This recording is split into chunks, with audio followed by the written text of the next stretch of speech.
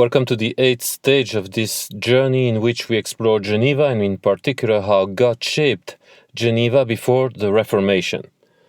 Well, after having explored the suburb of Saint-Gervais in our last stage, we now reach another suburb bearing the name of another saint, and that is Saint-Jean, Saint John. At first glance, this suburb is a rather ordinary area with big concrete apartment blocks, which can be found at the outskirts of many cities of Europe. But the name Saint-Jean gives us a hint that there is something in the history of this area related to the Christian faith. And this hint is confirmed when we discover that the street and the cliff by the Rhône River nearby are also named Saint-Jean. The location we will visit is a small park located near the bridge called Pont de Sous-Terre, in English Bridge of the Under Earth, which is just by the street of the same name. And in the park we can discover shrubs and medicinal plants, and just next to them there are ruins of what seems to be a very ancient site. Well, the name of the park unveils what this place used to be, because in fact we are here walking in the Jardin du Prieuré de Saint-Jean, in English the Garden of St. John's Priory. And indeed, this site used to be a monastery which was demolished at the time of the Reformation, and the foundations, which we can see today, were in fact rediscovered only in the 1960s, at the time of the construction of the bridge. So, this ancient monastery has in fact a lot to tell us about how God shaped Geneva before the Reformation, and so let us explore some of it now. Even though the monastery was built in the 12th century, a church named after Saint John the Evangelist was here since the 6th century at least. And sadly, nearly nothing is known today about the architecture of both the church and the monastery, apart from the fact that there were here a meeting room named Salle du Fernet, a dining hall, a chancel, a great altar, and a sacristy, but that's pretty much it.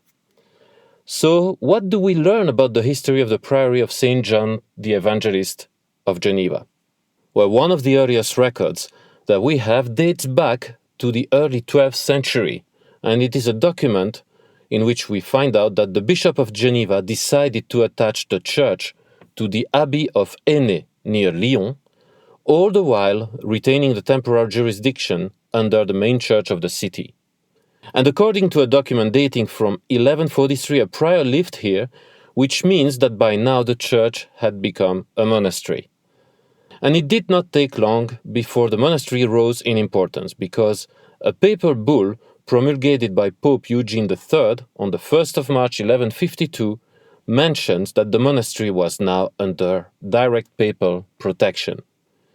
This bull radically transformed the monastery, as now several parishes in the region and even beyond, as far as a village near Aosta, in today's Italy, were given to the priory. Now, still in early documents, we find out that in the 15th century, the anti-Pope Felix V granted a significant donation to the priory. Well, these few facts seem to reveal the growing wealth that the priory enjoyed through the centuries.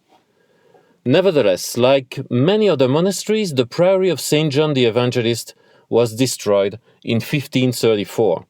The main reason for its destruction was that the priory was situated outside the walls of Geneva, and in a time of increasing threats against the city, which had adopted the Reformation, the government of the city decided to bring down many buildings surrounding the walls.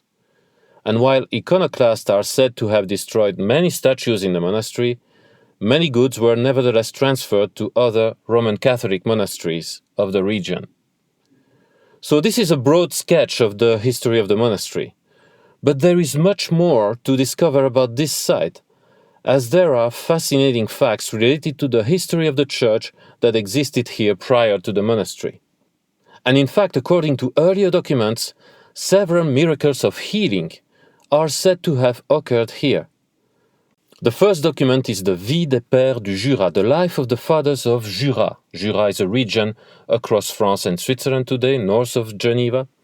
And it mentions that Romain de Condat, or Romain du Jura, a 5th century monk, had healed 2 people from leprosy in the caves near the church.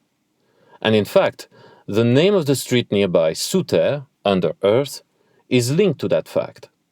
And then there's a second document, which is the biography of a monk named Lifar, written a century later, which seems to suggest that healing miracles had been regular in this place for several decades. The biography talks about a family living near Orléans, which is today in France, a bit more than 400 kilometers northwest from Geneva. And when the child of the family had lost his sight, the parents asked the priest of their parish where the child could be prayed for in order to be healed.